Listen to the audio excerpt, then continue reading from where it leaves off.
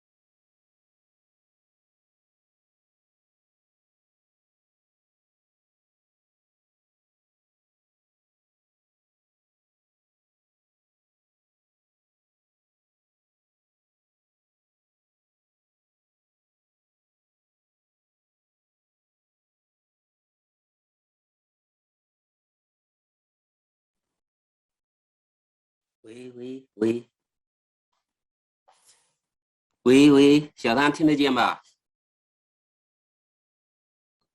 范老师，我听得见。好像现在现在有10来个人啊，我们就1点半准时开始，是吧？好的，范老师。好的，行。人挺少，观众。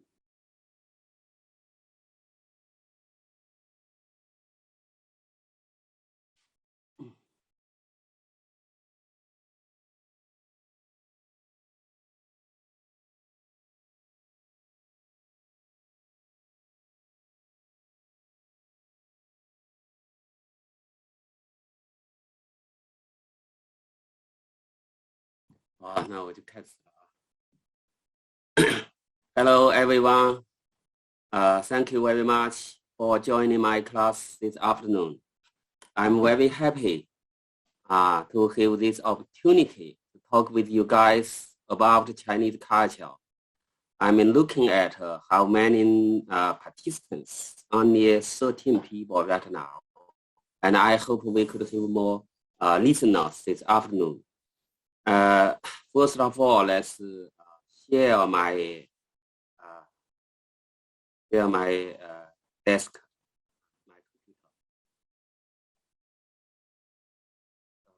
Can you see my PPT? If any one of you couldn't see my PPT, please let me know. Okay, at the beginning, I will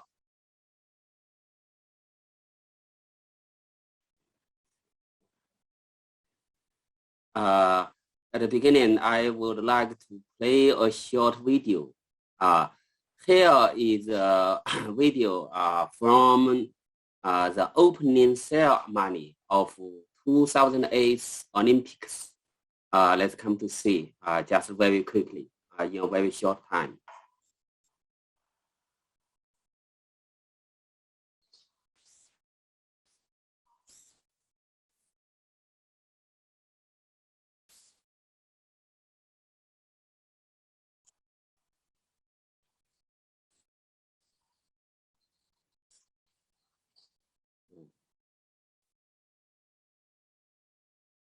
So here is disciples of Confucius.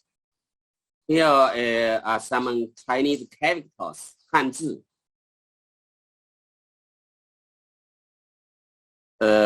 Disciples of Confucius.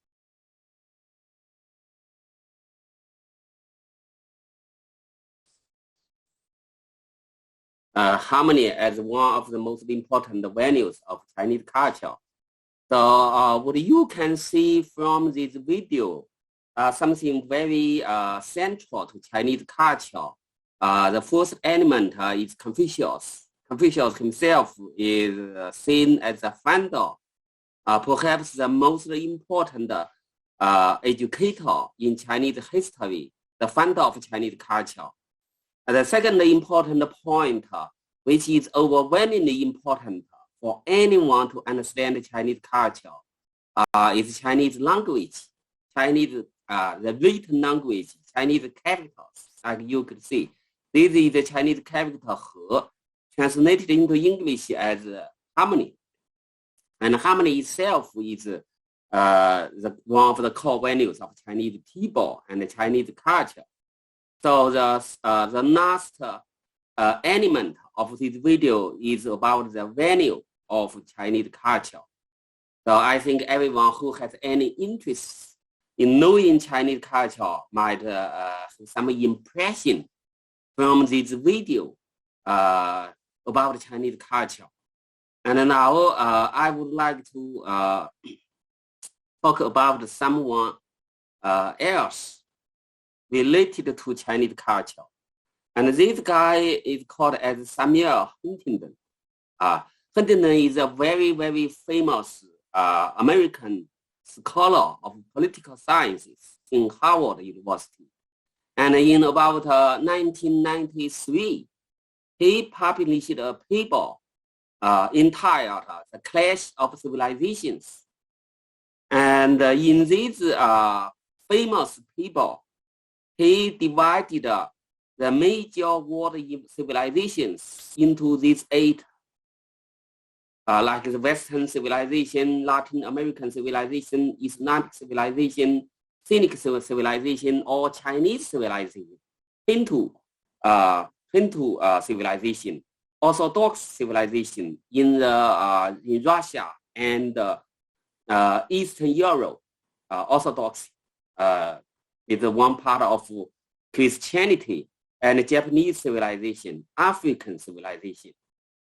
So if we put the Chinese culture and the Japanese culture together, perhaps we could call it as the East Asian culture or Confucian culture, Confucian civilization. So we should have about 7 major civilizations in the world right now, according to Huntington. It should be 8. Here is a map of 9 major civilizations from Huntington's papers. Here you could see this is like North America, Europe, and this is Australia. All these together is a kind of Western civilization. And here is Latin American civilization. Here is Russia and East Europe. Orthodoxy, Christianity dominates here. And here is China and East Asia, all the East Asian Asia region, dominated by Confucianism. There's a Confucian civilization or Confucian culture.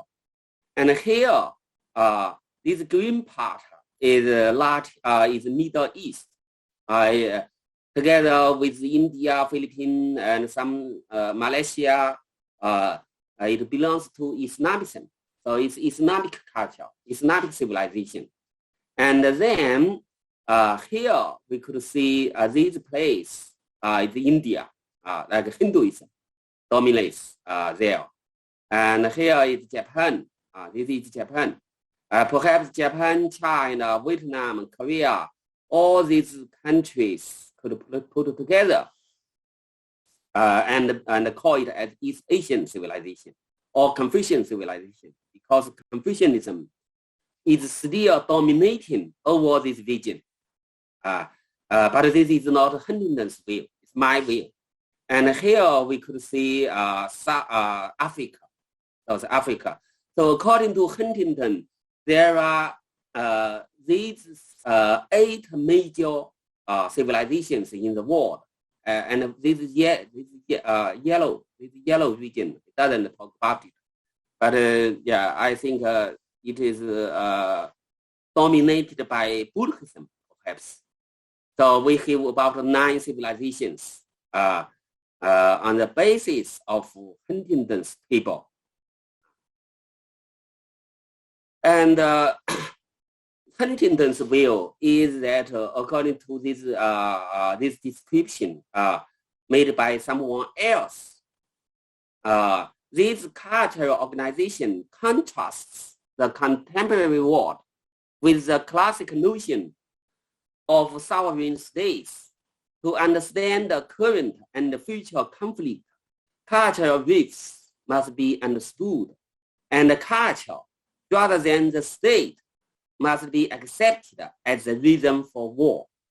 So his point is that culture is much more important than state. The sovereign states is not overwhelmingly important. What's mostly important is culture in the 21st century. And the culture must be understood as the source of the war in the new century. This is Huntington's famous view. And Huntington wrote in 1996, expansion in the emerging world of ethnic conflict and civilizational clash. Western belief in the universality of Western culture suffers three problems. It's false, it's immoral, and it's dangerous. So this is his criticism against the American government. And according to Huntington, it's not right, and it's misleading or it's dangerous for American government to impose its own values and ideology upon other countries like China. And he took the example of Singapore as a successful example of non-Western civilization in modern world.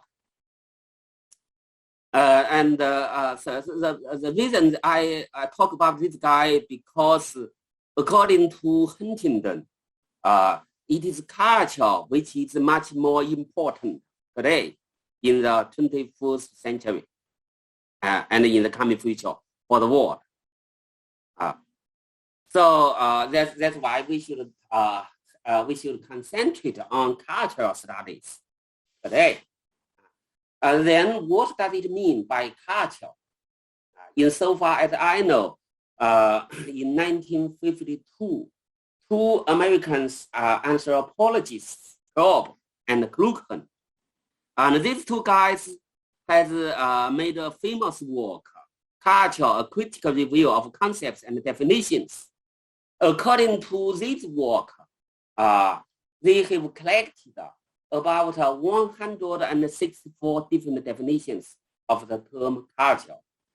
And among these different definitions, about 157 occurred in 1920 to 1950. So just in 30 years, there have been about 157 new definitions of culture occurred. This is very interesting. So this means that culture is a concept which is very, very difficult to have a really universal definition, popularly accepted by everyone. It's almost impossible to have such kind of sound definition of culture. And then how can we talk about culture? If culture means something which has no really good definition, how can we talk about culture? Now let's make some explanation about the term culture, because our topic today is about Chinese culture. So we should have some basic knowledge about the definition of culture at first. And Edward Taylor is usually seen as the first scholar who have made a modern definition of culture in the West. And his famous work, The Primitive Culture, published in 1871, gave his famous definition of culture. According to him, culture is a complex system that includes knowledge, belief, arts, laws, morals, customs, and any other habits adopted by people as members of society. So what does it mean? According to this definition, culture is just like a box, including so many different things: knowledge, beliefs, art, norms, morals, customs, almost all human artificials. Anything related to human beings might be seen as a member or as one part of culture box. So this definition is too much general. And I personally have made a study of the term culture, and I think I have a summary. And in my summary, culture should have about at least the 4 most important different senses. The first sense of culture is made by Edward Teller. Culture is a complex system, including language, customs, so many different things.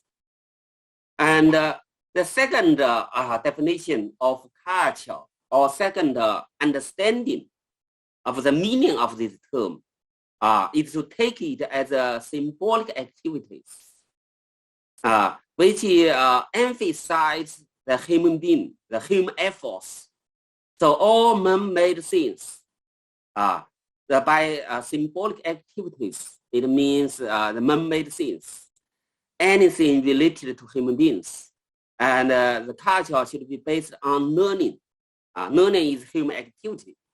So this is second important definition of culture, emphasizing the man-made things.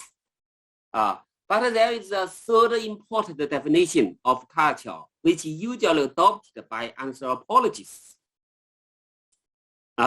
which emphasizes the culture as a way of life. The culture of a group of people means the specific way of life of this group. What one ethnic group differs from other groups. For example, if you talk about American culture, comparing to Chinese culture, you might talk about the American way of life, different from Chinese. How it is different from Chinese way of life? Their eating way, their food style, their religious beliefs, and their social lives. So what one ethnic group differs from other groups? What human beings differ from other things in the nature? This means that our human beings should live in a different way from animals in the nature. So this is the third definition, or the third understanding about the culture as a term. And there is the last definition, or the last interpretation of the term culture, which takes culture as a kind of pattern, like a specific pattern. By patterns of culture, it means the basic assumptions of a specific culture, like the values, beliefs.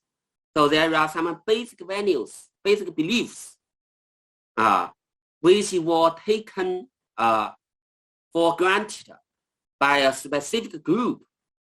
And the deep psychic structure, the psychological structure of a specific group, just like the psyche of Chinese people might be very different from the psyche of Japanese, and different from the psyche of American people or Russian people.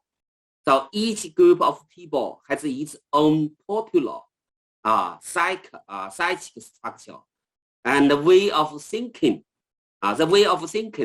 So we will talk about the Chinese way of thinking later. All these things formulate the specific patterns of culture.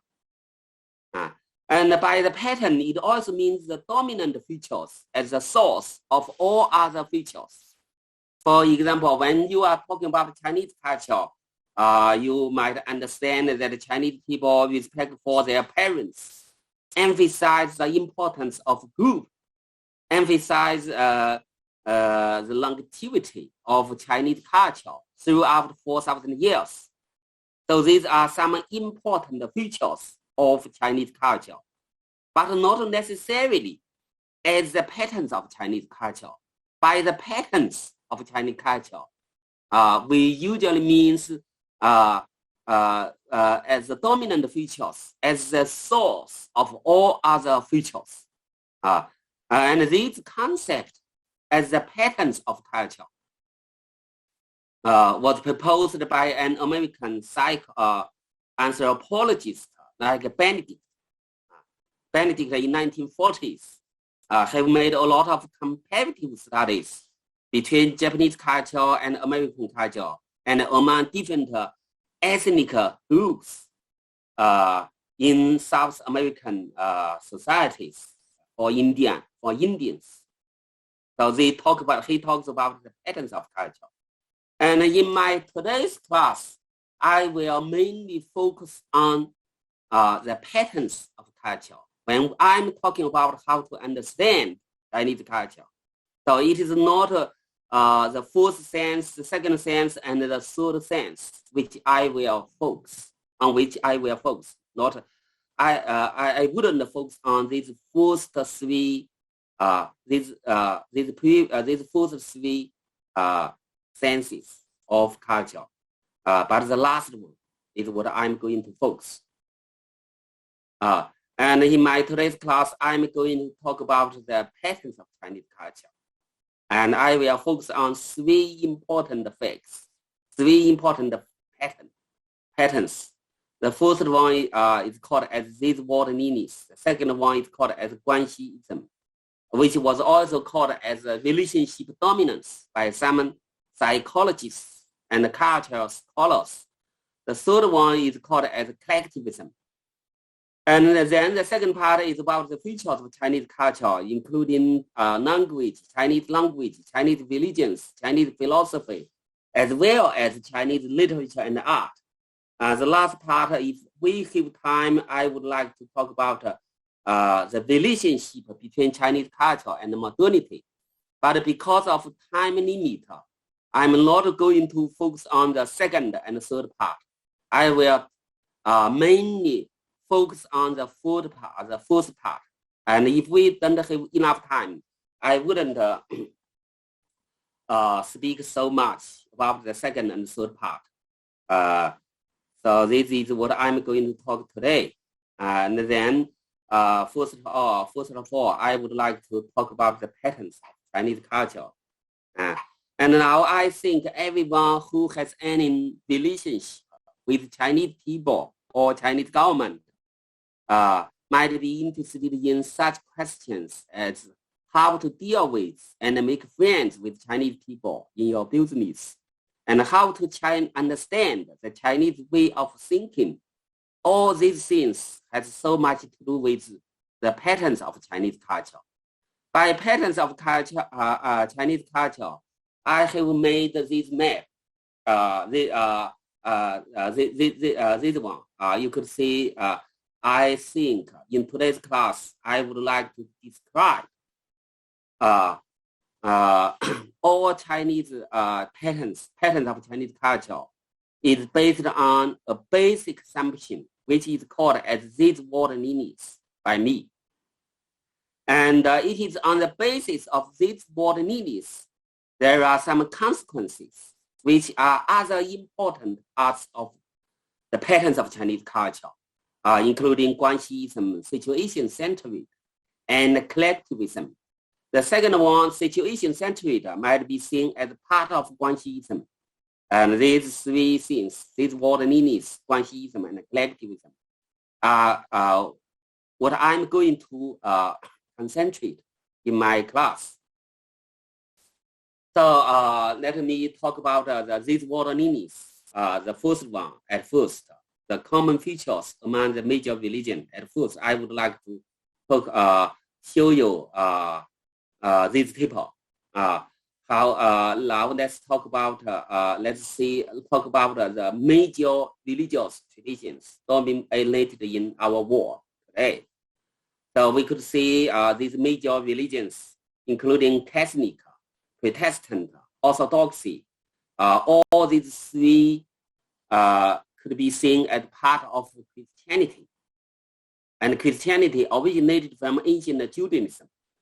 And except Christianity, we have Judaism and Islamism. And all these three religions, Christianity, Judaism, and Islamism, to the same source in ancient forms of Judaism, and with some specific relationships with Semites, the progeny of Abu Bakr. Abraham ethnic origin as their ethnic origin. So these three religions are usually called as monotheism, 一神教 in Chinese. And then we have Brahmanism. It's a very old tradition in India. And on the basis of this source, we have Hinduism, Jainism, and Buddhism. And these three religions are still living in the modern world, especially Hinduism and Buddhism are very, very influential and are very great world religions in the world today. And put all these three these religions together, we could find that they do dominate over our modern world very greatly. So here is a world map. We could see this North America, and North America as well as Europe is the world of Christianity. It's the world of Christianity. And in South America, it is Catholic, which dominates. The dominant religion is Catholic. And here Australia is also dominated by Christianity. And then Africa. As for Africa, it's more complicated. In the North Africa, Islamism is dominated. And in the south part of Africa, perhaps Christianity is much more influential.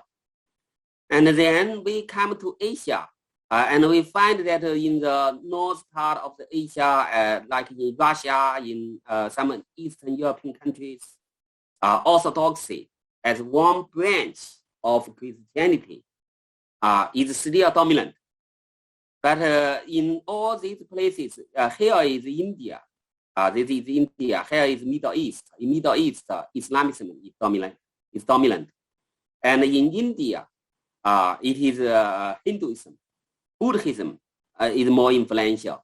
And in South Asian countries, some South Asian countries, we could see the influence of Islamism as well as Buddhism. And in China, in Japan, in Korea, Vietnam, in all these East Asian countries, Buddhism is still influential, but Confucianism is also influential. So let's come back. We could see that these 1, 2, 3, 4, 5, 6, 7, 8, these 8 religions dominate the whole of the world.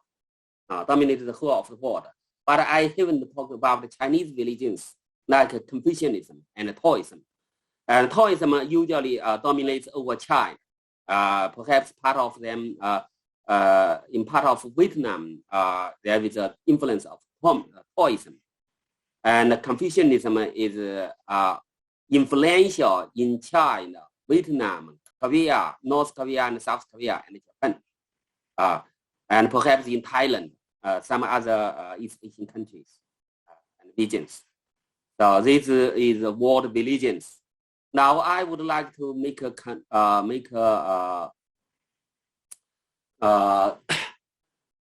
description about the patterns of world religions. And we find that almost all these religions, they are very different and they fight against each other in the history. There are some wars between Islamism and Christianity in the Middle Ages. There are conflicts between Hinduism and Buddhism in the history. So there could be a lot of wars and conflicts among these different religions. But to put all these religions together, we could find that like monotheism is very important. Even Hinduism, like Hinduism is also influenced by, could be seen as a kind of monotheism, but very different from Western European concept of monotheism. Buddhism is not necessarily monotheism. It could be seen as atheism. But put all these religions together, we could find some common patterns. First, they all have a single creator, like the God, like a fan, in Hinduism, a single creator. And they all see this world as transcend.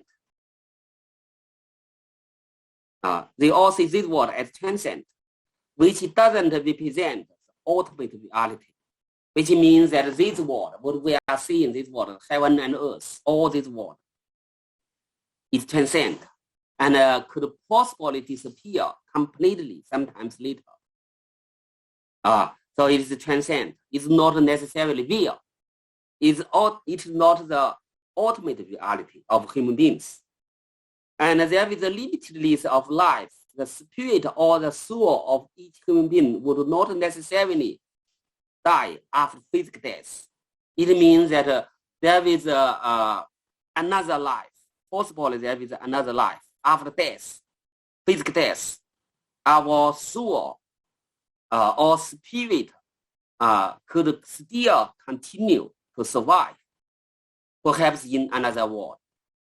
So these are some three most important patterns of all those 8 world religions. Now we come to talk about the patterns of Chinese culture. We will find that these 3 patterns, these 3 characteristics of world religions don't exist in Chinese culture. This was specific, was unique in understanding Chinese culture. So that's what I'm going to talk about Chinese culture, how to understand Chinese culture. So when we are talking about Chinese culture or the patterns of Chinese culture, we will focus on these world meanings at first. First of all, I would like to emphasize one of the most important concept is these world meanings. There have been many Western and Chinese scholars who talk about these world meanings of Chinese culture, including the French sinologist Granit, the American sinologist Schwartz, the American philosopher Roger Ames, and David Hall, Mexico, and the Chinese scholar like Li Zehou, Du Weiming. They all have mentioned the Chinese these world meanings. So what does it mean, these world meanings? Let's come to see this guy.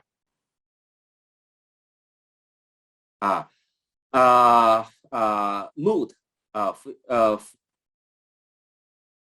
Frederick Mood is a very famous American scholar of Chinese studies, who has a huge contribution to American Chinese studies, especially in Princeton University. And he said in one of his representative work called as the Intellectual Foundations of China, and in this book, he said, the Chinese, among all peoples, ancient and recent, primitive and modern, are apparently unique in having no creation myths. Are apparently unique in having no creation myths. That is, the central features of a spontaneously self-generating cosmos, having no creator, no God, no ultimate cause or will external to itself. I think this description is very, very important for understanding the Chinese these word meanings. This means that Chinese people see this word as a kind of spontaneously self-generating cosmos. It has no creator. It has no ultimate cause. And there is nothing beyond this word. This is what emphasized by Mood. Now let's make some explanations about his conception. So the so-called these word meanings, which is related to Mood's description, and in my interpretation, it should have 3 most important characteristics. The first one is that this word, just like the whole, the heaven and earth in Chinese language, is the only single word, which nothing could go beyond. God's spirits are all part of it. If they exist, if there are God's spirits, they should be seen as one part, as parts of this world. So this world is the only reality, it's the ultimate reality. So this is very different from those major religions, as I mentioned a moment ago. The second factor is that the super ruler of the whole world, called as Shangdi or Tian in Chinese language, is more like a master rather than the creator. So Chinese people talk about Tian, and in ancient time we talk about Shangdi. But Shangdi or Tian is not necessarily the creator of the whole of the world. Tian itself is one part of this world. Tian is more like a super ruler. It's a ruler of this world. It's a ruler instead of creator. It's not totally independent of this world. And there is nothing beyond this world in Chinese cosmology. The third factor is another life. By another life, it means the life after death is obscure or vacuum. It means that the Chinese people are not absolutely sure of another life. It means that after I die, I'm not sure if there is another life, another my life, which will continue to survive. Just in our daily life, especially in the folk society in China, in the countryside, in the villages, there are so many people who still worship the spirits of their ancestors. And it's just like that they believe the existence of the spirits of their ancestors. But if you question these country people, if you believe, if you are absolutely sure of the spirits of your life after your death, nobody could give you a really definite answer. There is no definite answer. And nobody is absolutely sure of another life after death. And this is also very, very different from what we could see in Christianity, in Judaism, in Islamism. This is also very different from what you could see in Buddhism and Hinduism. In Buddhism and Hinduism, definitely there is another life. There are many, many lives after death. So there is a cycle of lives in India religion, in India cultures. So this is what I'm talking about, this world lineage. So Chinese people look at this world as the only world, only reality, ultimate reality. There is no other realities beyond this world. And perhaps there is no life after this world, after death in this world. And the Chinese people have a concept of Tian, of Shangdi, but not necessarily as a creator of the whole of the world. They more like the ruler or the master of this world. This is a very important fact which I wanted to emphasize. And the Chinese people do have many opinions, many concepts of gods, like super beings. But it is usually based on a kind of pantheism.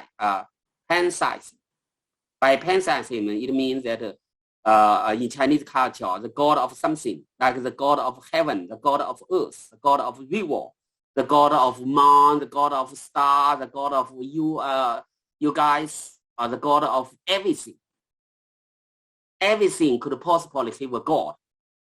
But the god of something only proves the divine being of this worldly existence, and thus belongs to this world.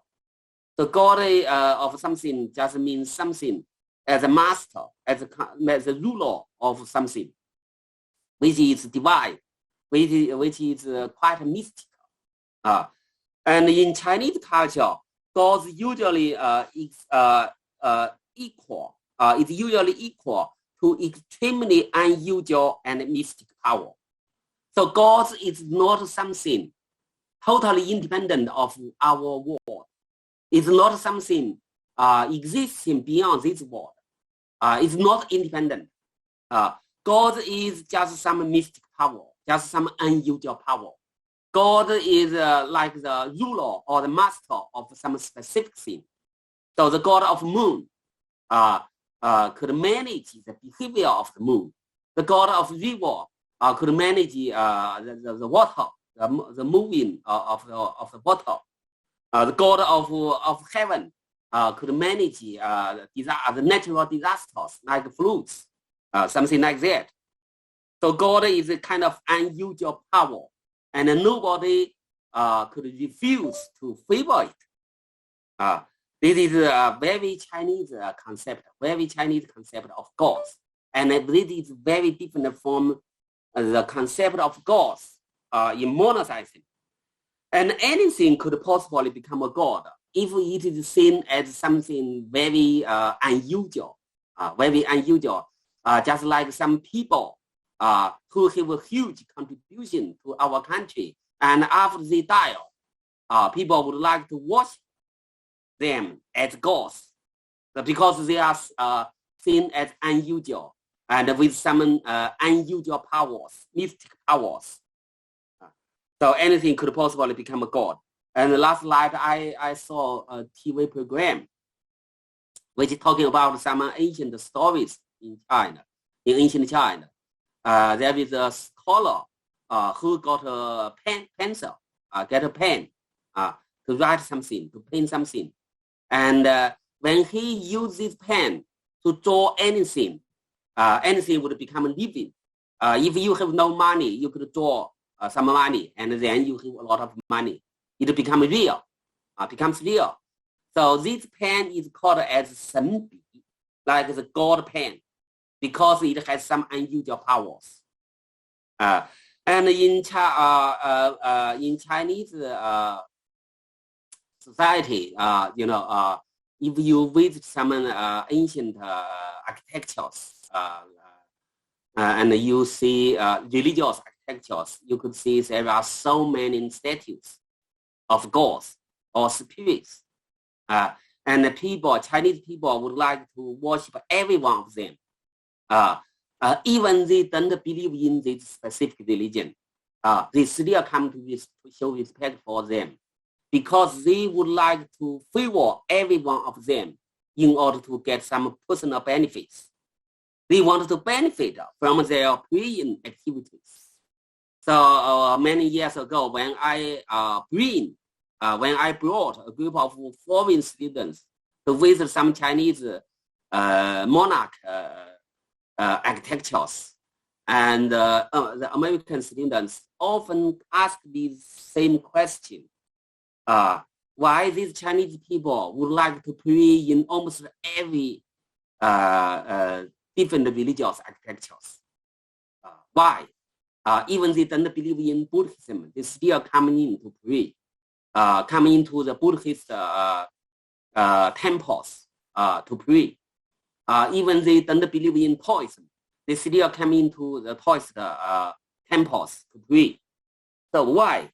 Because they want to favor as more as possible gods, so as to get some specific benefits, because the gods are seen as some unusual powers. They could protect you. They could give you some benefits. This is the Chinese concept of gods. And in the mind of Chinese people, there is no absolute distinction between God and man, between gods and the spirits. And if you read the Bible, the Christian Bible, or Islamic Bible, or any other religious Bibles, you could see the distinction between God and man is absolutely clear. And you shouldn't confuse with those kind of distinctions.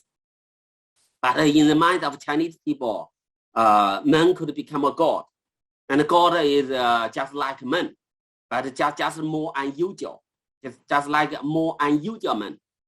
And the God and spirits is very clearly distinguished in the Christianity, because God the spirits belong to human beings or the life, but God belongs to another world. So there is an absolute distinction between God and spirit in Christianity. But in Chinese tradition, Chinese people worship the God, the spirits of their ancestors. They do take the spirits as gods and hope to benefit from this kind of worship. So Chinese people have a very practical attitude toward gods and spirits, usually for some personal benefits, for defense or protection.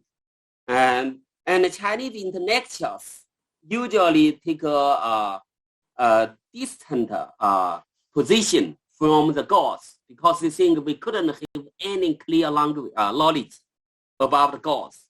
Like Confucius said that I'm aware to gods, but keep distant from it.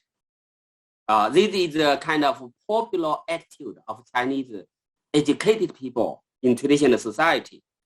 And because the Chinese concept of God is just something unusual with mystic powers, so in Chinese religious classics, they usually don't teach people to learn from the gods, just like we learn from the Jesus in the Bible.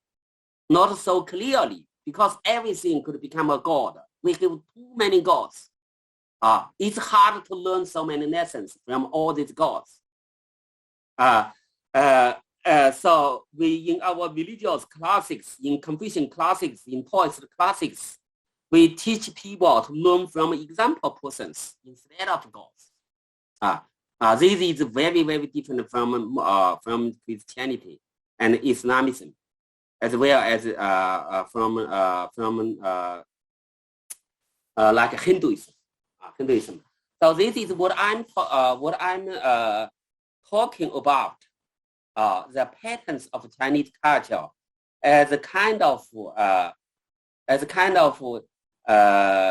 these world needs, and I think this is extremely important in order to understand Chinese culture, and it is on the basis of these world needs, which means that we have only one world, and this world is everything, is the whole world. There is nothing beyond this world, and everyone would be hopeless beyond this world. So this world needs, and on the basis of this world needs, there is a Chinese concept of Guanxism. Guanxism. It is also interpreted in English as a kind of premise of relationality, and also called as relationship dominance in Chinese society. And there have been many scholars who talk about the Chinese interpersonal relationship. So I think I would like to take it as a kind of Chinese way of thinking, and people perceive their personal safety, personal security in the interpersonal relationship, the web of interpersonal relationship. Let's come to see this famous guy. Fei Xiaotong is a very famous modern Chinese sociologist and a Chinese anthropologist. He is usually seen as a founding father of modern Chinese anthropology and modern Chinese sociology. So he's extremely important and influential in Chinese academic circle. And in his famous book, one of his famous books called as 乡土中国, in 1947, he talks about he thinks that the Chinese culture is characteristic of Chinese differential interpersonal relations. What does it mean? He means that in the West, each one is an independent entity in a group, Even they are living in a group, but each one is still independent. But China is different from the West. Each one lives in a series of concentric circles with himself as a center. So just like these concentric circles, and I myself living in this center, this is my center. And the closest circle is like my family members, like my parents, my wife, my children.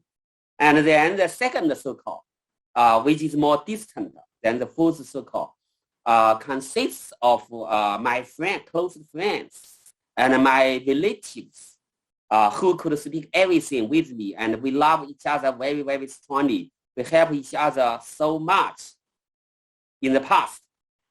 This is the second circle.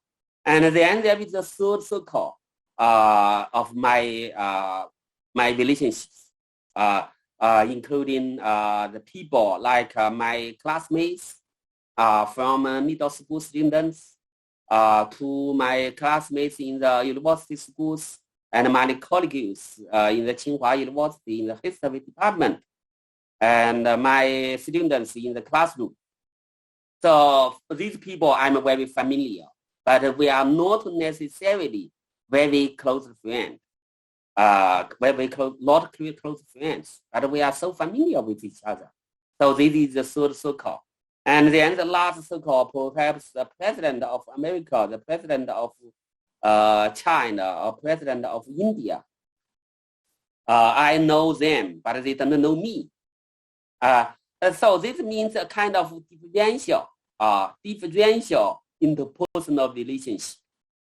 And everyone lives in the web of this kind of differential interpersonal relationships.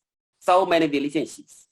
And nobody thinks himself as absolutely independent from these relationships. No absolute independence. So this is why independence is one of the core values in the traditional Chinese culture. And you have to perceive your personal security from this kind of relationship. And everyone should learn the art in managing this kind of interpersonal relationships. So you should be very careful in dealing with your relatives, in dealing with your colleagues, in dealing with your classmates. Otherwise, you will suffer from a lot of troubles in your daily life. So everyone could be seen as one part of interpersonal relationships, a group of interpersonal relationships with someone as more close, someone is less close. So someone we could talk everything with him. For someone, I wouldn't like to be so much open. I'm limited open to someone else. I'm very open to my close friends. And this is Fei Xiaotong's understanding about Chinese culture. And he thinks that Chinese people, every Chinese lives in this kind of relationships and has to learn the art of managing these relationships, has to take use of these relationships to favor his own job, to improve his own position, to make helps, to get helps in their daily life, and to enjoying in living this kind of interactions among these relationships.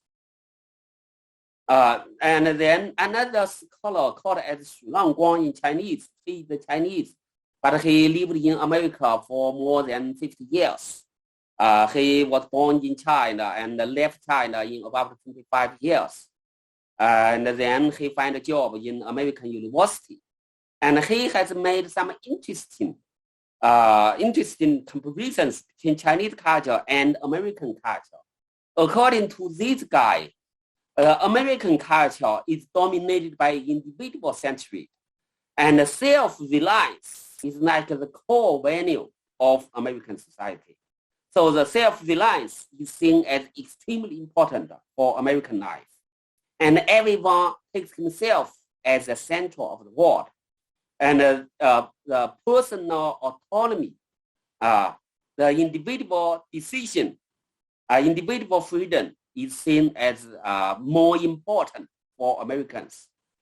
And the Chinese culture is dominated by situation-centered. By situation-centered, it means that the Chinese people think everyone has to live in a kind of interpersonal relationships. And in this group of interpersonal relationships, it is mutual dependence, which is seen as the highest value, as having highest values. Is mostly important for everyone. So there is a difference between Chinese culture and American culture. And this is kind of Chinese Guanxism. And according to Xu Langguang, Professor Xu, there is kind of psychological homeostasis of Chinese people.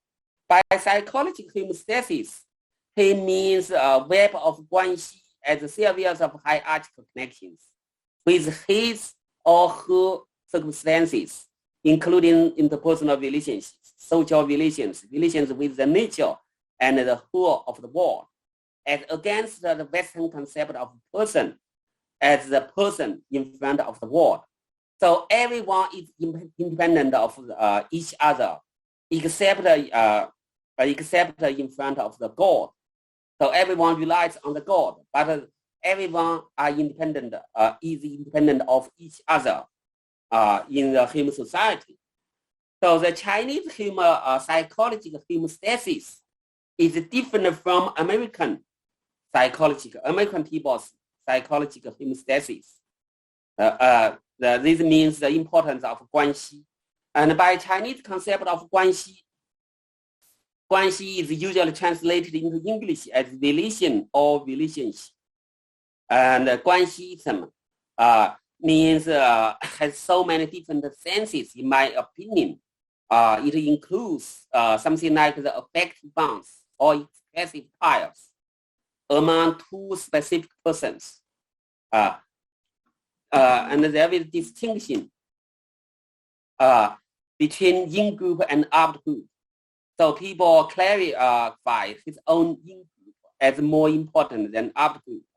And there is a sectorialism, local centralism, as well as collectivism or nationalism as consequences of Chinese Guanxi. And there is feminism, hierarchy, and their rules in the business. Because Chinese people have no Western concept of independence. Everyone lives in a hierarchical interpersonal relationships. So hierarchy is seen as normal. And there is a corruption and degeneration in the interpersonal relationships because people could take use of their specific Guanxi to do corruptions in the government, in the office. And this Guanxi is totally based on this bodily orientation. And people are much preoccupied by the joy of daily living because they have no positive knowledge. They have no definite knowledge about another life after death. So they have to be more interested in the life in this world.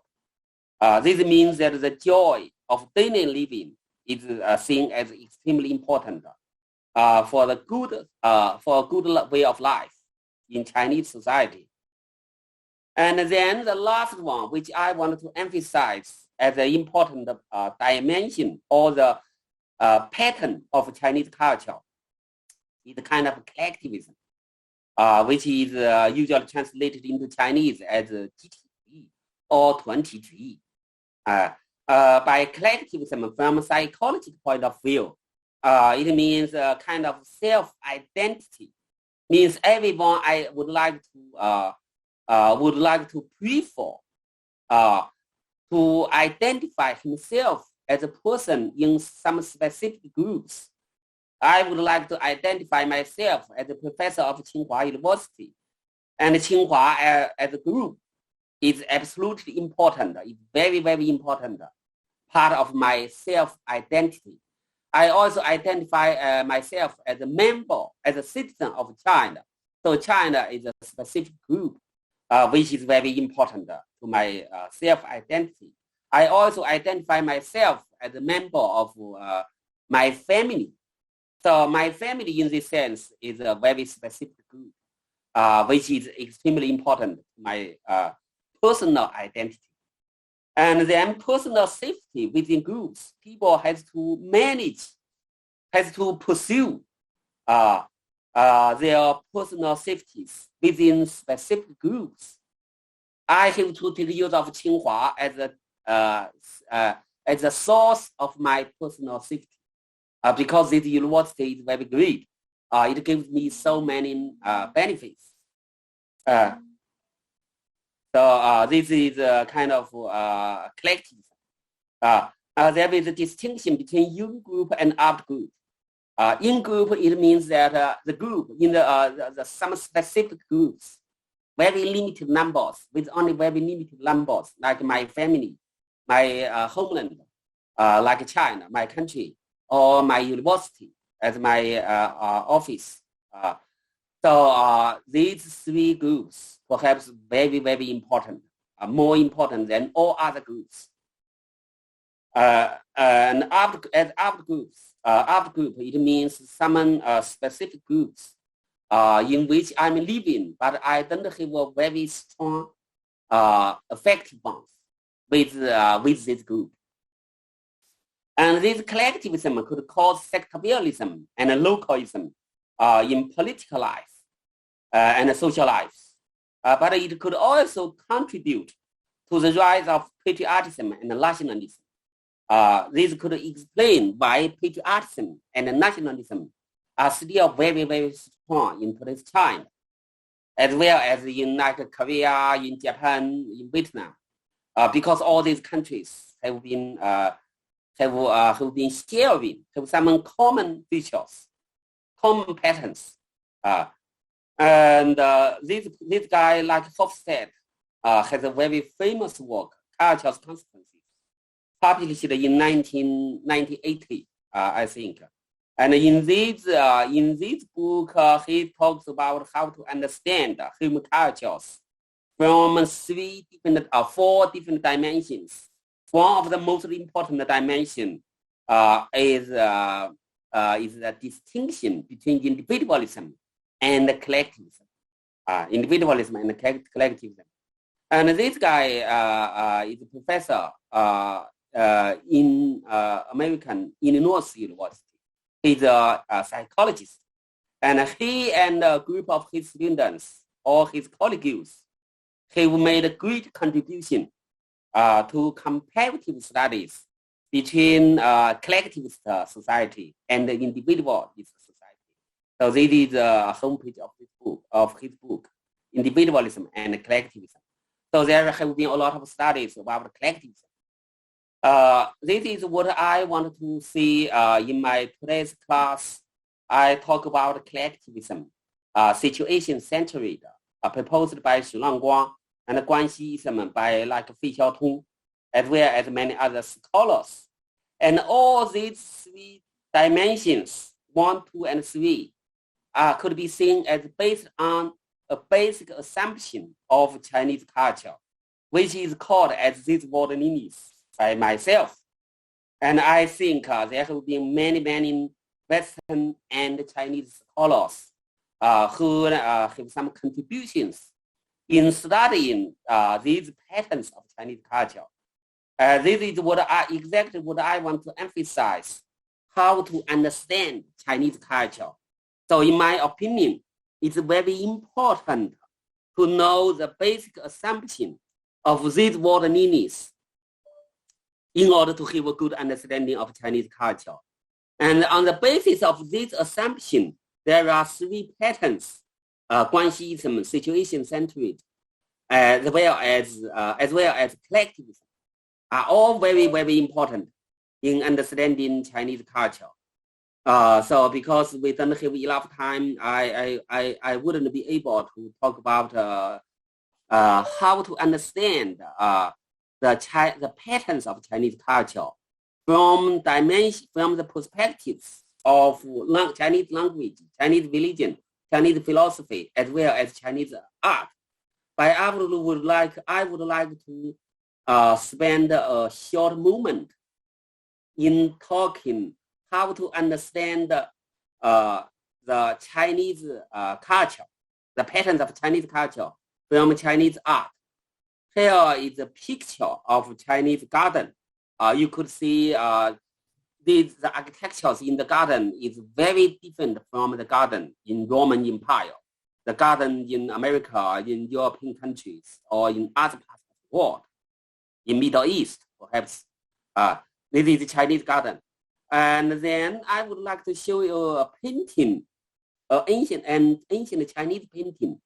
If you compare the ancient Chinese painting, the traditional Chinese paintings, to the traditional European paintings, like the paintings in Roman Empire, the paintings in ancient Greek society, you could find many important differences.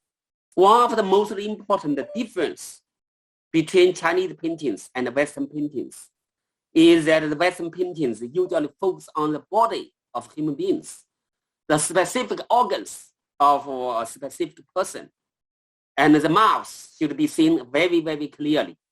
The face of the people, of the persons in the painting are usually very clear.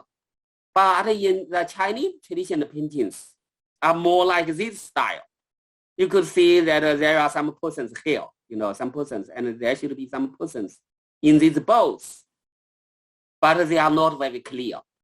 And there are buildings, but the buildings is located in the deep mountain and in the coast of the river. And what's the idea of this painting? The idea of this painting is to emphasize the unity of human being and heaven. This is like the basic value of Chinese culture even today. And people, because Chinese people identify themselves as a member, as one part of this world, because Chinese people have just one word. And because this word in Chinese culture is supposed as the only word, the ultimate word. There is no other words beyond this word. There is no God beyond this word. And this word is absolutely important, is the most important for everyone. And the only feature of human being is to live harmoniously with this word. So you shouldn't emphasize your own personality too much. And you shouldn't emphasize your personal freedom, your personal personality, your personal independence too much. Because if you simply focus on your independence, your personal freedom, you will forget about your relationship with outside world. You will forget about the feature of human beings is to live harmoniously with this world as a whole. This is what I wanted to emphasize, why it is important to understand the Chinese culture from these world needs, from Guanxism, situation-centered, and collectivism. This is exactly what I'm going to talk today. How to understand the Chinese culture. Okay, that's all. Now it's time for question. Anyone have any questions?